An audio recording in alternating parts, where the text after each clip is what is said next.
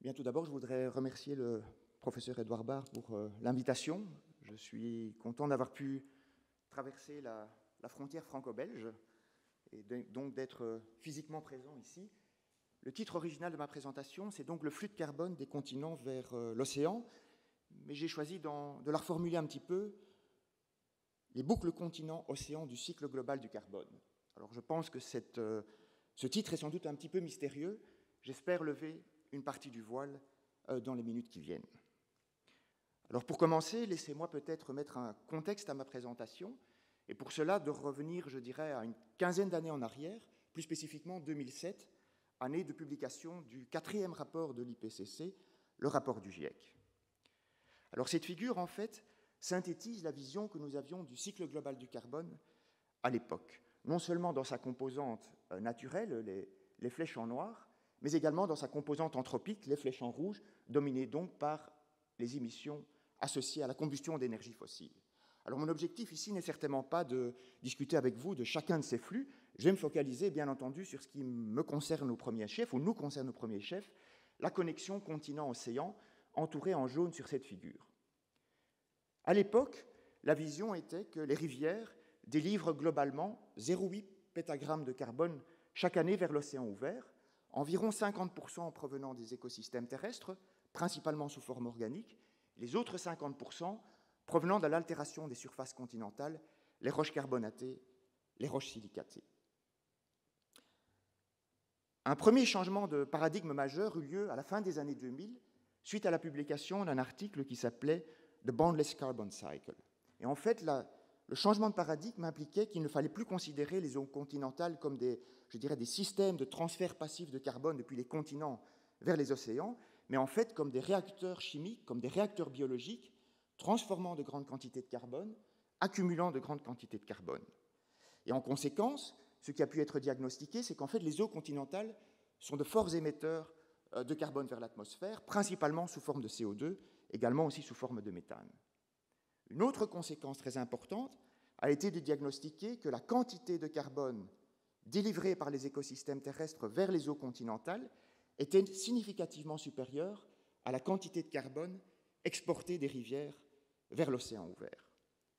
Alors ce changement de paradigme majeur a été rapidement adoubé par la communauté internationale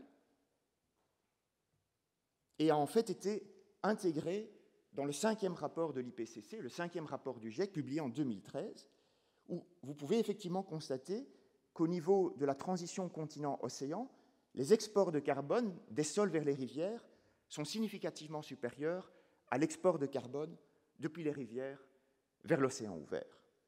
Alors, est-ce que ça clôture le débat? De mon point de vue, la réponse est non, et je voudrais attirer votre attention sur 2 points spécifiques. Le premier point spécifique, c'est tout d'abord que la connexion continent-océan a été ici prise en compte essentiellement au travers du rôle des eaux continentales, pour faire simple, rivières, lacs, réservoirs. Et le deuxième aspect, qui n'est peut-être pas tout à fait évident à voir sur cette figure, c'est que si vous analysez en détail les flux qui caractérisent cette connexion continent-océan, vous verrez qu'ils sont caractérisés par des flèches noires, et en fait, ces flèches noires représentent des flux naturels. En d'autres termes, il a été considéré que la connexion continent-océan est caractérisée par des transferts de carbone qui sont naturels, non perturbés par les activités humaines. Alors, récemment, différentes études ont adressé ces 2 points spécifiques, en me focalisant tout d'abord sur le premier, donc c'est-à-dire la notion du rôle de la connexion continent-océan exclusivement prise en compte par les eaux continentales. On a proposé une vision plus large qui, en anglais, s'appelle la vision du Land to Ocean Aquatic Continuum, le continuum aquatique continent-océan, LOAC en cours, et donc qui indique que non seulement ce sont les rivières, les lacs et les réservoirs qui modulent les flux de carbone lorsque ce carbone est transféré des écosystèmes terrestres vers l'océan ouvert, mais qu'il existe aussi toute une série d'écosystèmes en transition qui vont également affecter ces flux de carbone, notamment la végétation côtière et les estuaires, mais également l'océan côtier qui, au premier ordre, représente environ 7% de la surface globale des océans. Alors la représentation de ce Land to Ocean Aquatic Continuum, le LOAC, c'est en fait la portion des flux qui sont entourés par la boîte rouge. Je ne vais pas non plus en discuter tous les détails avec vous. Le seul point sur lequel je souhaite attirer votre attention, c'est de vous focaliser sur les échanges avec l'atmosphère. Et ce que vous pourrez constater, c'est que cette connexion continent-océan est caractérisée par une succession complexe de sources et de puits pour l'atmosphère, rendant son intégration particulièrement complexe dans le bilan global du carbone. Pour ce qui concerne l'autre aspect, c'est-à-dire la considération que les flux de carbone sont en fait des flux totaux mais exclusivement naturels, je souhaite poser la question au travers de nouveau de ce budget anthropique tel que synthétisé par le Global Carbon Project. C'est en fait une formulation un peu différente, mais vous l'avez vu à plusieurs reprises, ce bilan du Global Carbon Project. Ici, c'est pour une tranche temporelle bien déterminée, les années 2000-2010. Malheureusement, les chiffres devraient être revisités si on voulait faire pour une période plus récente. Qu'est-ce qu'on peut analyser très brièvement? À gauche, vous avez les émissions anthropiques associées à la combustion d'énergie fossile, au changement d'occupation des sols. Au centre, vous avez l'accumulation de ce carbone anthropique dans l'atmosphère, un peu moins de 50%, une valeur qui est très bien contrainte par un réseau global de mesure. Et puis à droite, vous avez la capture de carbone anthropique, non seulement par les écosystèmes terrestres, mais également par l'océan vert, tel que discuté par Claire Le Monaco il y a quelques instants. Alors, que peut-on diagnostiquer sur cette figure? Eh bien, qu'il manque effectivement une connexion directe entre les écosystèmes terrestres et l'océan ouvert, et ceci implique donc qu'on a fait l'hypothèse que ces flux sont des flux naturels non perturbés par les activités humaines. Alors ce point est particulièrement important parce que c'est aussi la logique qui est adoptée par les modèles système Terre, en anglais Earth System Models, qui sont bien entendu donc les modèles qui sont utilisés que pour réaliser les projections climatiques synthétisées dans les rapports du GIEC. De par leur construction même, ces modèles système Terre font l'hypothèse que les rétroactions continent-océan ne se déroulent qu'au travers du réservoir atmosphérique. Vous n'avez pas de connexion directe entre le réservoir continental et le réservoir océanique. Alors, est-ce que cette vision a été en partie révisée? Je vous dirais oui, essentiellement au travers peut-être d'une approche conceptuelle qui nécessitera certainement encore révision au cours des années à venir, et j'y reviendrai à plusieurs reprises dans ma présentation.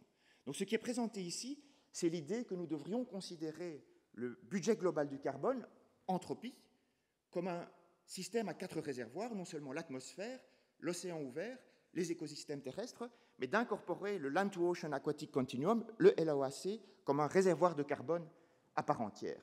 Et en fait, l'analyse qualitative ou quantitative vous montre que les écosystèmes terrestres exportent des quantités considérables de carbone vers ces systèmes de transition, le LOAC, de l'ordre peut-être de 1 pétagramme de carbone par an, en prenant bien compte qu'ici, nous parlons maintenant, cette fois-ci, de carbone purement anthropique. Le devenir de ce carbone anthropique, c'est une réémission vers l'atmosphère en partie, une séquestration in situ dans les sédiments du LOAC, et une faible fraction étant ensuite exportée vers l'océan ouvert. Comme je vous l'ai dit, c'est une contextualisation, c'est une vision schématique qui nécessitera certainement révision, notamment en termes quantitatifs. Je pense qu'avec ceci, j'ai terminé la contextualisation de ma présentation et je souhaite maintenant aborder 4 aspects particuliers. D'une part, des progrès concernant la quantification des budgets du carbone du continuum continent-océan, en se focalisant sur la variabilité spatiale. Quelques mots sur la variabilité temporelle des flux et des contrôles environnementaux du cycle du carbone, et puis une partie sans doute plus spéculative concernant les contraintes émergentes sur le budget anthropique du carbone continent-océan, et enfin vous fournir une vision intégrée qui fera le lien avec le titre de ma présentation. Alors, concernant le premier point, donc quantification des budgets du carbone du continuum continent-océan, je vais surtout me focaliser ici sur la variabilité spatiale, et j'ai fait le choix de me focaliser sur les échanges de CO2 avec l'atmosphère. Ce n'est pas arbitraire, je pense que c'est le domaine dans lequel les progrès les plus importants ont été réalisés au cours de la dernière décennie. Cette figure ici vous illustre la première climatologie à haute résolution spatiale des émissions de CO2 des eaux continentales. Alors, c'est une climatologie qui a été générée à partir de données observationnelles. Elle couvre globalement 2 décennies, la période 1990 à 2010, et combinée à ces données observationnelles, des méthodes géostatistiques et puis des simulations dites de Monte-Carlo pour contraindre les incertitudes ont été utilisées. Et donc, qu'est-ce qui peut être constaté? C'est que les patterns spatiaux des émissions des eaux continentales sont assez différents. Vous voyez que pour les rivières, vous avez une dominance claire et forte des régions tropicales, alors que pour les lacs, le pattern est plus complexe, mais cependant, vous pouvez quand même diagnostiquer une dominance de la région boréale. La carte à droite, en fait, combine ces émissions pour ce qui pourrait représenter, je dirais, des émissions continentales globales, et vous voyez qu'à l'heure actuelle, les eaux continentales émettent de l'ordre de 1 pétagramme de carbone par an, avec une incertitude comprise entre plus ou moins 0,3 pétagrammes de carbone par an. Alors, est-ce que ça conclut la problématique des émissions de CO2 des eaux continentales? Ma réponse serait plutôt non, parce qu'en réalité, cette carte n'est pas complète. Il manque notamment les rivières d'ordre 1 et 2, c'est-à-dire les petites rivières. Il manque également les petits lacs, qui sont en fait des systèmes qui, par unité de surface, émettent des quantités de dioxyde de carbone tout à fait considérables.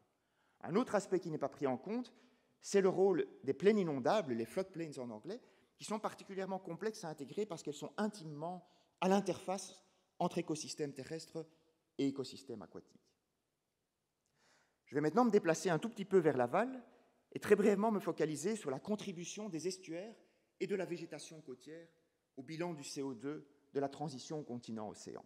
Alors la partie gauche de la figure ici illustre des estimations d'émissions de CO2 par les estuaires. Il ne fait aucun doute que les estuaires sont des sources de CO2 pour l'atmosphère. Par contre, si vous regardez l'historique des estimations, vous verrez qu'au fur et à mesure que les bases de données sont devenues de plus en plus complètes, en partie aussi moins biaisées, eh bien, ce que vous voyez, c'est que le taux d'émission ou la valeur d'émission a diminué au cours du temps.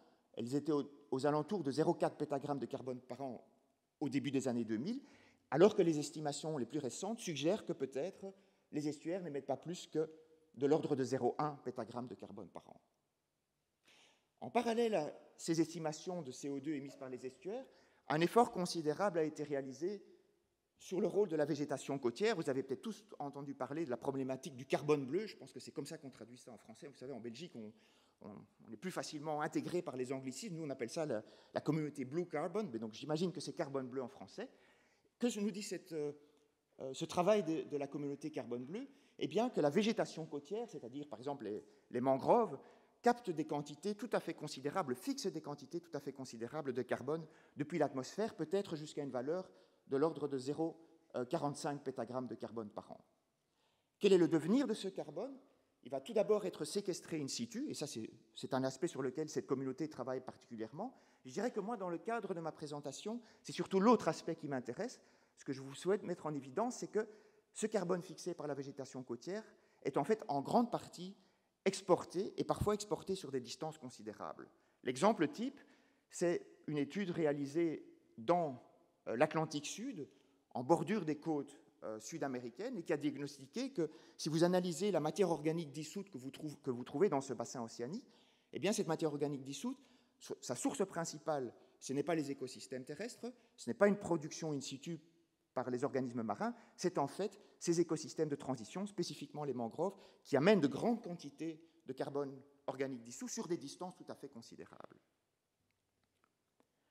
Toujours en me déplaçant un petit peu vers l'aval, laissez-moi maintenant me focaliser brièvement sur la variabilité spatiale des émissions de CO2 de l'océan côtier. Il ne fait aucun doute que c'est l'écosystème pour lequel les progrès les plus importants ont été réalisés, dans le contexte, bien entendu, continent-océan, et ceci grâce à l'effort magistral de la communauté océanographique dite SOCAT, qui a combiné une base de données tout à fait gigantesque de mesures de pression partielle de CO2 dans l'océan de surface. En fait, notre groupe de recherche a pu bénéficier de plus de 8 millions de mesures que pour réaliser cette climatologie de la pression partielle de CO2 de l'océan côtier.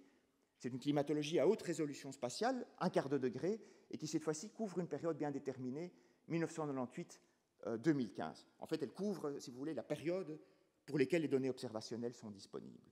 Alors, c'est des techniques sophistiquées qui ont été utilisées que pour réaliser une cartographie continue, c'est ce qu'on appelle la méthode en réseau de neurones.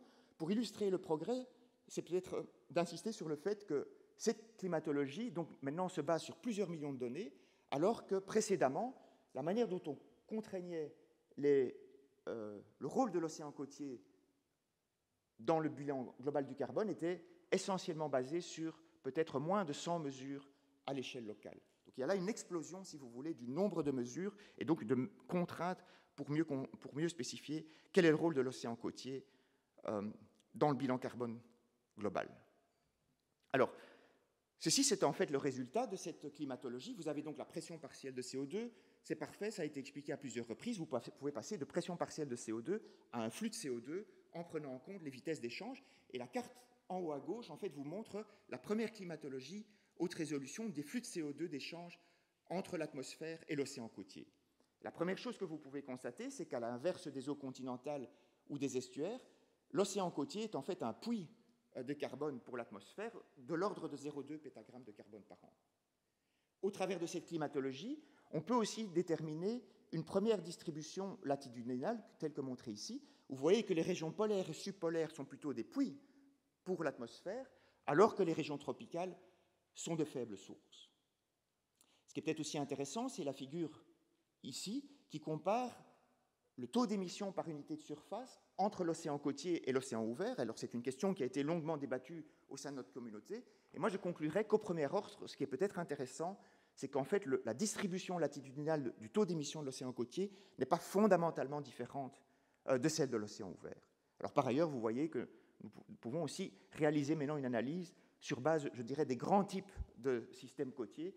Je ne vais pas rentrer dans les détails. Alors avant de conclure cette partie sur la spatialisation, je ne peux résister à vous montrer cette carte. Et en fait, elle n'est pas tout à fait à jour, elle n'a pas tout à fait été bénéficiée, je dirais, de ce que je viens de vous montrer précédemment, mais enfin, au premier ordre, elle reste valable.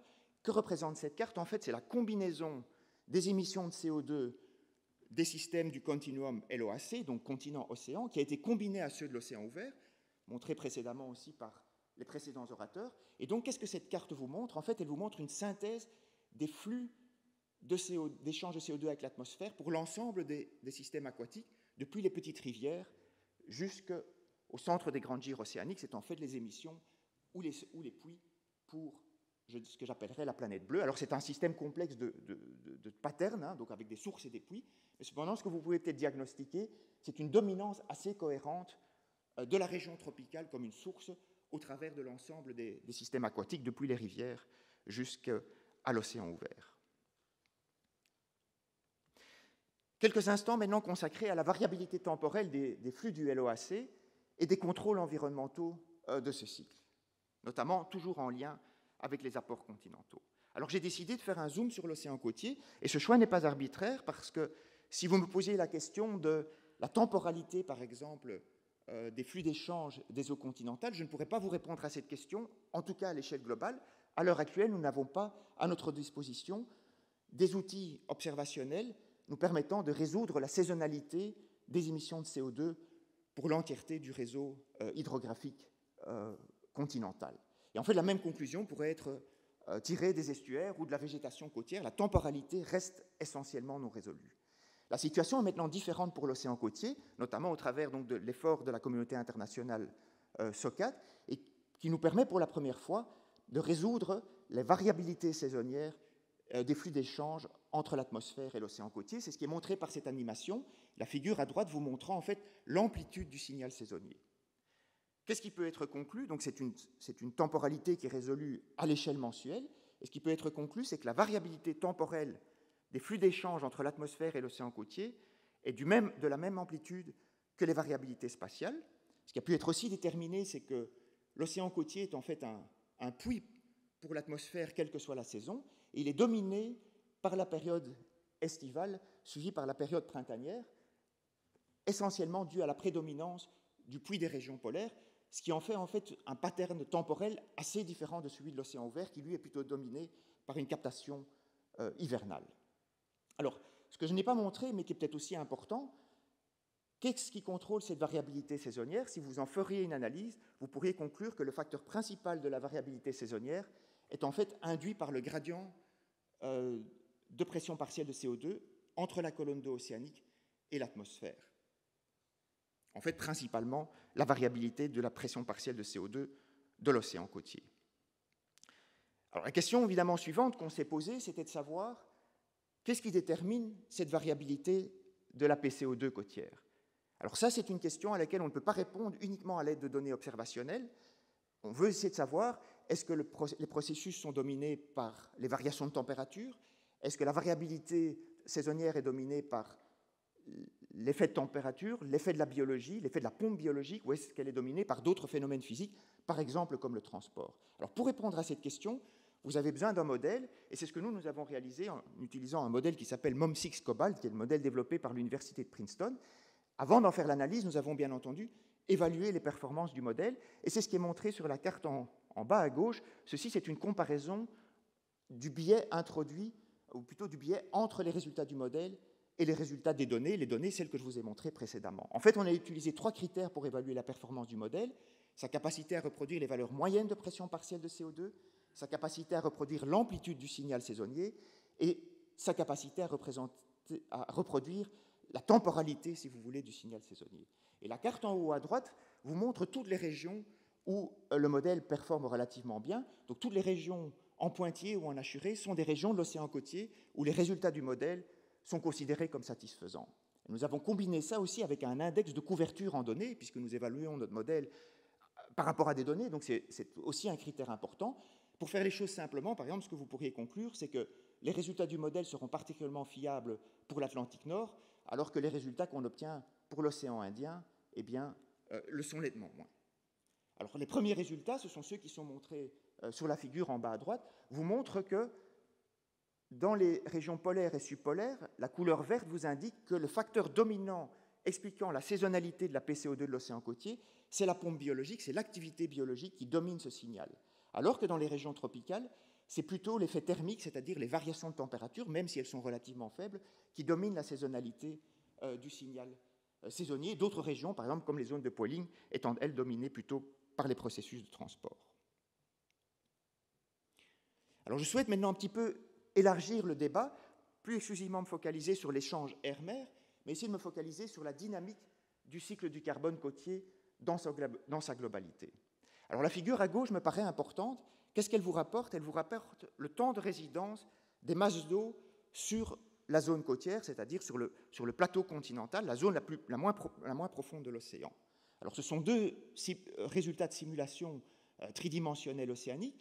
La première chose que vous pourriez constater, c'est que les résultats sont relativement en bon accord. La deuxième chose que vous pourriez constater, c'est que le temps de résidence des masses d'eau sur l'océan côtier est très variable, de moins de quelques semaines à plusieurs années, mais que de mon point de vue, dans le cadre de ma présentation, ce qui m'intéresse au premier chef, c'est que le temps de résidence moyen sur l'océan côtier est significativement plus court que celui qu'on avait traditionnellement imaginé, notamment au travers de l'utilisation de ce qu'on appelle des modèles de boîte, c'est-à-dire des modèles qui ne sont pas résolus physiquement. Le temps de résidence était proposé à plusieurs années par le passé, alors que nous arrivons plutôt à une valeur moyenne de quelques mois, ce qui indique qu'en fait que l'échange entre les masses d'eau de l'océan ouvert et de l'océan côtier sont beaucoup plus intenses que précédemment anticipées.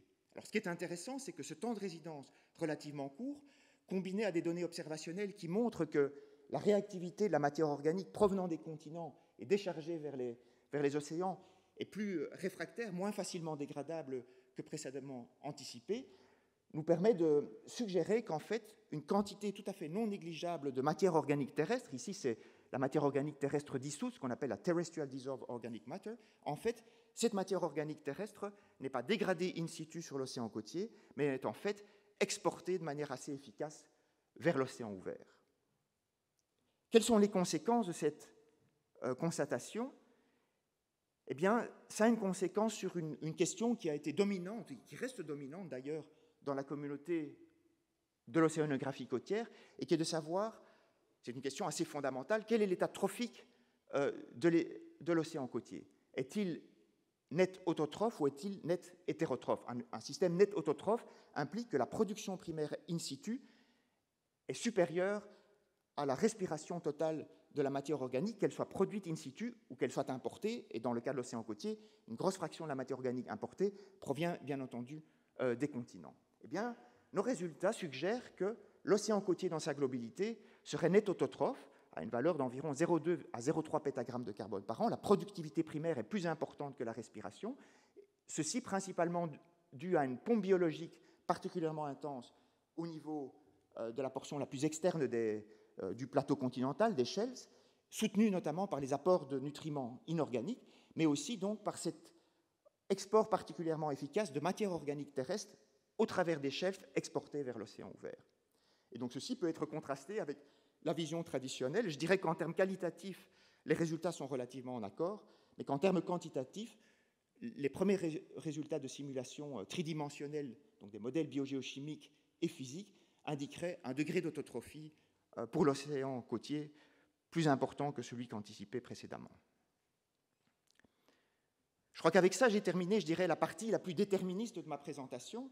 Maintenant, je souhaite rentrer dans un contexte sans doute un petit peu plus spéculatif et me focaliser sur ce que j'appelle donc les contraintes émergentes sur le budget anthropique du carbone. En fait, c'est une analyse des tendances à long terme. Et cette fois-ci, je vais refaire un zoom sur le LOAC, c'est-à-dire que je vais choisir quelques exemples que j'espère relativement bien choisis, couvrant l'entièreté du continuum continent-océan. Alors, la première question à laquelle je veux m'atteler est la suivante. Donc, je remets de toute façon tout d'abord cette analyse dans le contexte du schéma conceptuel proposé précédemment. Et la première question à laquelle je veux m'atteler, avons-nous des évidences qui nous permettraient d'affirmer qu'à l'échelle globale, il y a une accélération du transfert de carbone des écosystèmes terrestres vers le LOAC, induit par les activités humaines? Alors, au moment où je vous parle, nous n'avons pas de réponse ferme et définitive sur cet aspect. En fait, cette analyse n'est à l'heure actuelle réalisée qu'à l'échelle régionale. Et d'autre part, c'est aussi un aspect qui restera toujours un peu spéculatif, dans le sens où c'est très difficile à l'heure actuelle d'avoir des données observationnelles nous permettant de contraindre l'évolution temporelle de ces flux. Et donc, nous faisons appel à des modèles système-Terre qui, pour la première fois, intègrent le réseau hydrographique continental à la dynamique de la biosphère terrestre. Et donc, ces modèles système-Terre, c'est ce que je les ai appelés de la canopée à l'océan. Et les résultats que je vous montre, ce sont des résultats obtenus par notre groupe de recherche pour les deux plus grands bassins versants de la région tropicale, à gauche l'Amazone, à droite le bassin du Congo. La carte du milieu vous fournit le taux d'émission par unité de surface de ces deux grands bassins versants, non seulement les émissions des rivières, mais également les émissions des plaines alluviales connectées. Et si vous faites la somme de tout, vous voyez que ces deux bassins versants, à eux seuls, émettent 1 pétagramme de carbone par an, avec une dominance des plaines inondées.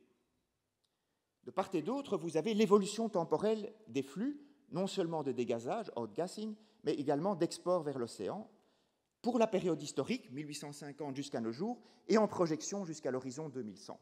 À gauche pour l'Amazone, à droite pour le Congo. Et pour le Congo, j'ai aussi rajouté une figure qui illustre notre capacité à attribuer, c'est-à-dire à diagnostiquer quels sont les facteurs environnementaux qui conduisent à une évolution.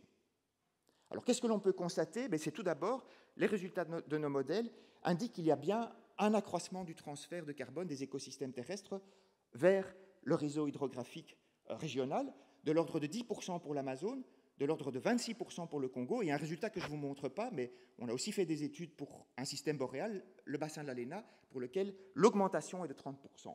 Ces augmentations font spécifiquement référence à la période historique, c'est-à-dire entre conditions préindustrielles et conditions contemporaines. L'analyse d'attribution nous indique qu'en fait, le facteur dominant de cette évolution, c'est en fait l'augmentation de la productivité terrestre induite par l'effet de fertilisation. Ça, c'est le facteur qui domine sur l'ensemble des bassins que nous avons étudiés. Et en fait, la variabilité que l'on peut observer, par exemple, entre Amazone et Congo, est plutôt à attribuer à une réponse différenciée du cycle hydrologique aux perturbations humaines ou aux perturbations environnementales. Un point peut-être aussi qui est important, qui n'était peut-être pas évident il y a quelques années, c'est que pour ces deux bassins versants, l'impact du changement d'occupation des sols, le land use change, n'a qu'une influence relativement mineure sur les flux latéraux de carbone. Un autre point sur lequel je voudrais très brièvement vous présenter, c'est quels sont les biais qui sont introduits dans les modèles système-Terre. Donc, je vous rappelle, ce sont ceux qui sont utilisés pour réaliser les projections climatiques. Quels sont les biais qui sont introduits lorsque vous ignorez le rôle des eaux continentales? Et ceci est fait pour le bassin de l'Amazone, où nous avons comparé à gauche un modèle système-Terre qui prend explicitement en compte le rôle des rivières, c'est les résultats que je viens de vous montrer il y a un instant, et à droite, un modèle système-Terre traditionnel qui ne prend en compte que la présence des écosystèmes terrestres. Alors, en quelques mots, ce que l'on peut constater, c'est que le biais total introduit par l'omission du rôle des rivières sur le cycle global du carbone, il est dimensionné plus ou moins à l'export latéral de carbone vers l'océan. Mais ce qui est peut-être plus important, c'est que la partition de ce biais entre ce qu'on appelle le net ecosystem exchange, c'est-à-dire la captation de carbone atmosphérique par les surfaces continentales, et d'autre part la capacité de séquestration de carbone par les écosystèmes terrestres, eh bien, cette subdivision entre ces deux processus ne peut être obtenue, ne peut être quantifiée qu'en ayant des modèles système-terre qui prennent en compte le rôle des rivières. Alors ça, c'est un peu technique. Ce qui est peut-être le plus important, au bout du compte, c'est la dernière phrase qui vous montre que systématiquement, les modèles système-terre utilisés pour les projections climatiques vont sous-estimer le Net Ecosystem Exchange et surtout vont systématiquement surestimer la capacité de séquestration de carbone par les écosystèmes terrestres. Donc ça, c'est un point qui rejoint un peu, en tout cas, le schéma conceptuel. L'autre point que je voudrais discuter avec vous concernant les perturbations anthropiques, nous venons de mettre en évidence que nous avons une forte accélération du transfert de carbone des écosystèmes terrestres vers le réseau hydrographique continental. Et on pourrait se poser la question de savoir si cette perturbation va se propager jusqu'à l'océan ouvert. Bien, la réponse est plutôt non, parce que les systèmes du LOAC vont avoir tendance à amortir l'ampleur de cette perturbation. Et notamment, un mécanisme important par lequel la perturbation va être amortie, c'est au travers de la gestion du réseau hydrographique global, notamment au travers de la construction de réservoirs et de barrages. Alors c'est aussi un aspect que nous avons essayé de quantifier, c'est ce qui est illustré sur cette figure. Les deux figures du bas vous montrent la situation du réseau hydrographique global, mais uniquement pour la portion qui est interceptée par au moins un réservoir. Donc vous voyez que dans les années 70, en se focalisant exclusivement que sur les grands réservoirs, vous aviez environ 4000 barrages et réservoirs. Et vous voyez qu'à l'horizon 2030, la figure de droite, il est projeté qu'il y aura plus de 10 000 réservoirs, tels qu'illustrés sur la figure ici en haut à droite, qui vous montre les barrages en construction, mais également les barrages qui sont planifiés pour les décennies à venir. Les petits diagrammes en camembert, en fait, vous illustrent la fraction du carbone provenant des écosystèmes terrestres ou générés in situ, qui est en fait intercepté par un barrage. Vous voyez que dans les années 70, on était peut-être aux alentours de 15%, alors qu'en projection, à l'horizon 2030, peut-être presque la moitié du carbone provenant des écosystèmes terrestres ou générés in situ sera intercepté par au moins un barrage. L'effet de cette gestion ou de ce management hydraulique considérable a un impact sur le bilan du carbone, et le résultat essentiel est présenté ici, c'est que vous avez un accroissement d'environ un facteur 4 de la capacité de séquestration de carbone dans les sédiments du réseau hydrographique continental, et ceci seulement sur une période de 60 ans, 1970-2030, ce qui pourrait correspondre à une perturbation de l'ordre de 0,1 pétagramme de carbone par an. Alors, peut-être, point de détail, bien entendu, la perturbation n'est pas exclusivement contrôlée par le management hydraulique ou par la gestion hydraulique, elle est aussi contrôlée par l'évolution du climat, mais également par les apports continentaux qui sont en changement permanent. Quand vous transformez un écosystème forestier en une zone agricole, vous augmentez en général très fortement la capacité d'érosion des sols.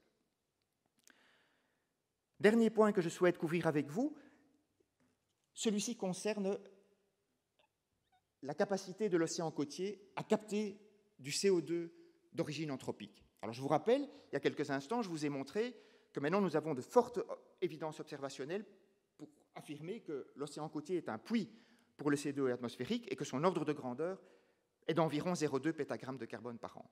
Mais qu'en est-il de la perturbation anthropique? Eh bien, au moment où je vous parle, c'est un sujet qui est intensément débattu, notamment parce que les observations et les modèles se contredisent fortement. Les résultats à gauche, ce sont les observations. Et que vous disent les observations? Ce sont des séries temporelles qui ont été reconstruites. Elles vous disent que sur base de surface unitaire, l'océan côtier serait un puits plus important que l'océan ouvert, par unité de surface, bien entendu. Si vous intégrez sur l'entièreté de l'océan côtier, vous arriveriez peut-être à un puits anthropique de l'ordre de 0,2 pétagrammes de carbone par an sur une période seulement de 60 ans, 1950-2010. Les modèles sont en contradiction fondamentale avec ces résultats. Ils vous indiquent que sur base de surface unitaire, l'océan côtier serait moins intense que celui de l'océan ouvert. Donc c'est un puits anthropique ici dont je parle, et dans son ampleur, le puits anthropique serait de l'ordre de 0,1 pétagramme de carbone par an. C'est la perturbation, mais cette fois-ci depuis le début de la période industrielle, couvrant donc l'entièreté de ce qu'on appelle la période historique. Donc une contradiction fondamentale à l'échelle globale. Si vous zoomez, les résultats sont un petit peu plus encourageants, notamment si vous zoomez sur les régions où vous avez des observations, vous verrez que l'accord est meilleur que celui à l'échelle globale. Et bien entendu, vous me diriez, il serait raisonnable de toujours avoir plus confiance dans les données observationnelles que dans la modélisation, et donc nous devrions plutôt conclure que c'est les données observationnelles qui ont raison. Mais un des facteurs très limitants, c'est qu'en fait, les séries temporelles reconstituées à partir de données observationnelles ne couvrent à l'heure actuelle que 6 à 8% de la surface totale du plateau continental, des shelves, et donc on peut bien entendu se poser la question de leur représentativité sur l'océan côtier global, ce qui vous montre une fois de plus que pour ces analyses de perturbations anthropiques, eh bien, nous sommes toujours fortement limités en termes de données. Alors, la question suivante que l'on pourrait se poser, c'est quels sont les facteurs de changement de cette uptake de CO2 anthropique? Donc, quels sont les drivers, si vous voulez, de cette évolution? Est-ce que c'est l'accroissement du CO2 dans l'atmosphère? Est-ce que c'est une stimulation de la pompe biologique? Ou est-ce une variation de la physique océanique, des courants, par exemple? Pour obtenir une réponse à cette question, nous avons réalisé des simulations, ce qu'on appelle des simulations séquentielles, et c'est ce qui est représenté sur les cartes à gauche. Les cartes à gauche vous montrent la variation des flux induits par ces trois variables de forçage pour l'entièreté de l'océan. Donc, en haut, c'est l'augmentation de la captation de CO2 par l'océan induite par l'augmentation de la concentration en CO2 dans l'atmosphère. La figure du milieu, donc tout ceci pour la période historique, c'est-à-dire comprise en gros entre 1900 et 2010. La figure du milieu, ça vous indique l'impact du changement de la physique océanique. Et la figure de droite, qui m'intéresse au premier chef, c'est l'impact de la stimulation de la pompe biologique induite par des apports en nutriments accrus provenant du réseau hydrographique continental, donc des apports notamment d'azote et de phosphore qui stimulent la pompe biologique et qui donc vont aussi avoir un impact sur la captation de CO2 par l'océan, et notamment par l'océan côtier.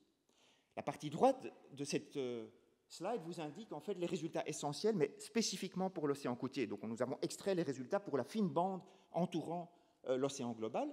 Et ce que l'on peut conclure, sans doute sans grande surprise, c'est que le principal facteur de changement de la quantité de CO2 captée par l'océan côtier est dû à l'accroissement du CO2 atmosphérique, que l'effet de la physique, de l'évolution de la physique est assez difficile à diagnostiquer. C'est la courbe en bleu ici. La courbe ici, ça c'est l'impact de l'évolution du CO2 atmosphérique. Mais aussi, ce que nous avons vraiment mis en évidence, c'est que l'accroissement d'export de nutriments des zones continentales augmente la production primaire de 14% et donc stimule l'uptake de CO2 par l'océan côtier jusqu'à une valeur d'environ 0,03 pétagrammes de carbone par an. Si vous prenez l'ensemble des perturbations, vous arrivez à une valeur de l'ordre de 0,1 pétagramme de carbone par an en perturbation totale. Alors, je vous ai dit à un instant qu'en conditions contemporaines, le puits de CO2 côtier est de 0,2 pétagrammes par an. Je vous viens de vous dire que la perturbation était de l'ordre de 0,1 pétagramme de carbone par an. Qu'est-ce que ça a comme conséquence? C'est qu'en conditions préindustrielles, nous devrions conclure que l'océan côtier était déjà un puits par rapport à l'atmosphère, c'est ce qui est montré ici sur cette figure, un faible puits par rapport à l'atmosphère, en contraste évident avec ce qui est en général émis comme hypothèse pour l'océan ouvert, qui est lui considéré comme une source pré-industrielle pour l'atmosphère. En fait, notre analyse sur base de modèles nous indique aussi que l'océan côtier aurait même pu être déjà net autotrophe, c'est-à-dire une production qui excède la décomposition de la matière organique au sein de l'océan côtier.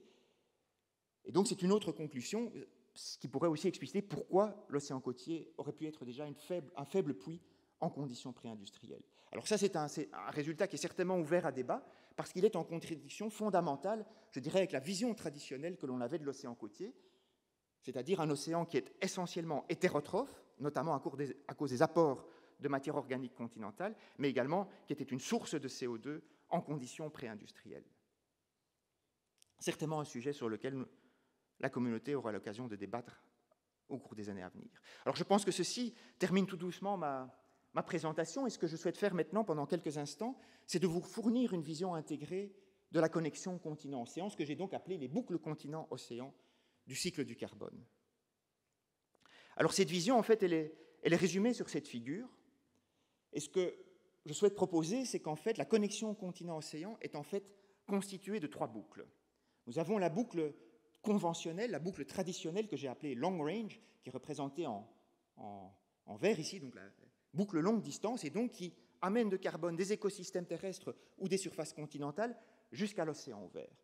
Et ce que nous proposons, c'est qu'en fait, superposé à cette boucle long range, vous avez deux boucles short range, des boucles courte distance, une qui connecte les écosystèmes terrestres avec les eaux continentales, et une autre boucle qui connecte les écosystèmes côtiers avec l'océan ouvert. Ce qu'on a mis en évidence, c'est que la perturbation anthropique a accéléré le turnover de carbone entre les écosystèmes continentaux et les eaux continentales, mais qu'on fait l'hypothèse que leur impact est relativement mineur sur l'océan ouvert. Peut-être plus en lien direct avec cette présentation qui se focalise sur l'océan, c'est l'idée que l'océan ouvert reçoit non seulement du carbone délivré par les rivières, c'est la vision traditionnelle, mais qu'également il reçoit des quantités tout à fait non négligeables de carbone provenant des écosystèmes côtiers, la végétation côtière et éventuellement donc les shelves. Alors, point particulier, le rôle de la végétation côtière, cette fameuse Blue Carbon Contribution, était aussi potentiellement plus importante par le passé, simplement parce que la surface occupée par ces écosystèmes côtiers, les mangroves par exemple, était beaucoup plus importante que celle que l'on a aujourd'hui. Donc potentiellement, ce puits était plus intense. Qu'est-ce que ça a comme conséquence? C'est qu'on a essayé de reconstituer le budget global du carbone, cette fois-ci en prenant compte de la présence du LOAC. Alors je ne vais pas rentrer dans les détails. Si vous êtes fort en maths, vous pouvez tout d'abord vérifier que nous avons reconstitué un budget pré-industriel. En fait, ce que nous avons fait, c'est que nous avons construit un budget contemporain, fait une estimation de la perturbation anthropique. Je ne vous en montre pas les détails, c'est pour ça que la figure est toute petite. Moi, ce qui m'intéresse ici, c'est le cycle du carbone pré-industriel. Et ce que je vous disais, c'est que si vous êtes fort en maths, vous pourrez vérifier que c'est une vision où vous êtes à l'état stationnaire, ce qui est cohérent avec ce qui a été montré en début de colloque, une concentration en CO2 atmosphérique sur l'échelle milléniale relativement constante. Le point sur lequel moi je vais attirer votre attention, ce sera le dernier point que je souhaite discuter avec vous, ou vous présenter, c'est l'idée qu'à cause de la combinaison de ces boucles, donc la boucle long range, mais également la boucle short range des écosystèmes côtiers, nous sommes arrivés à une estimation du dégazage de l'océan ouvert en conditions pré-industrielles de l'ordre de 0,65 pétagrammes de carbone par an. Alors pourquoi est-ce important?